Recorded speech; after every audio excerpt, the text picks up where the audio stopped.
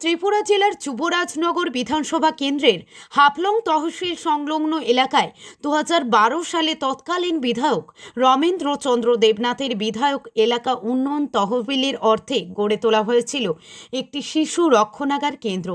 মূল উদ্দেশ্য ছিল চা বাগানের শ্রমিক মায়েরা যাতে নিশ্চিন্তে কাজে যেতে পারেন এবং তাদের ছোট সন্তানেরা নিরাপদ পরিবেশে সঠিক পরিচর্যা পায়।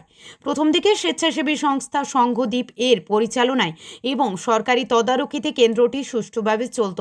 প্রতিদিন প্রায় 40 থেকে 45 জন শিশু সেখানে আশ্রয় পেত। তাদের জন্য পুষ্টিকর খাবারেরও ব্যবস্থা ছিল।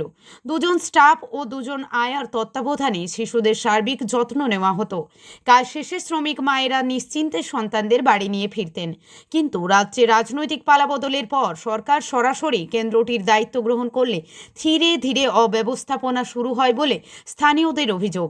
দীর্ঘদিন কর্মীদের বেতন বকেয়া থাকায় আয়ারা কাজ ছেড়ে অন্য পেশায় চলে যান। স্টাফরাও একসময় কেন্দ্র ছেড়ে দেন। ফলে সরকারি উদাসীনতার জেরে শিশু রক্ষণাগারটি সম্পূর্ণরূপে বন্ধ হয়ে যায়। বর্তমানে প্রায় 3 থেকে 4 বছর ধরে কেন্দ্রটি পরিত্যক্ত অবস্থায় পড়ে রয়েছে। চারপাশ জঙ্গল ঝোপে ঢেকে গেছে। চা বাগান কর্তৃপক্ষ শিশুদের রাখার জন্য আর কোনো বিকল্প ব্যবস্থা করেনি। এর ফলে শ্রমিক মায়েদের কাজে যেতে গিয়ে সন্তানদের নিরাপত্তা নিয়ে উদ্বেগ বাড়ছে। পাশাপাশি নিয়মিত পুষ্টিকর খাবারের অভাবে বহু শিশু অপুষ্টির ঝুঁকিতে রয়েছে বলে দাবি স্থানীয়দের। এই পরিস্থিতিতে দ্রুত শিশু রক্ষণাগার কেন্দ্রটি পুনরায় চালু করে শ্রমিক পরিবারগুলোর পাশে দাঁড়ানোর জন্য সরকারের কাছে জোরালো আবেদন জানিয়েছেন স্থানীয় চা শ্রমিকরা।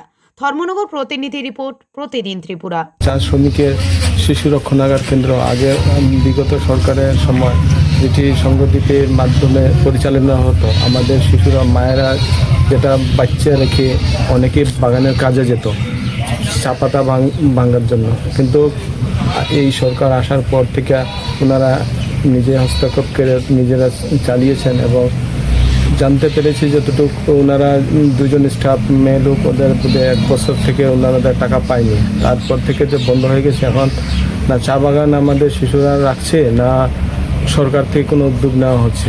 বেহাল অবস্থায় আমরা চা শ্রমিকরা ছোট ছোট শিশু, 1 বছরের শিশু, 6 মাসের শিশু কী করে বাড়িতে রেখে যায়, অত দূরই 2 কিলোমিটার, 2.5 কিলোমিটার, 3 কিলোমিটার কাজে যায় পাতি ভাঙার জন্য।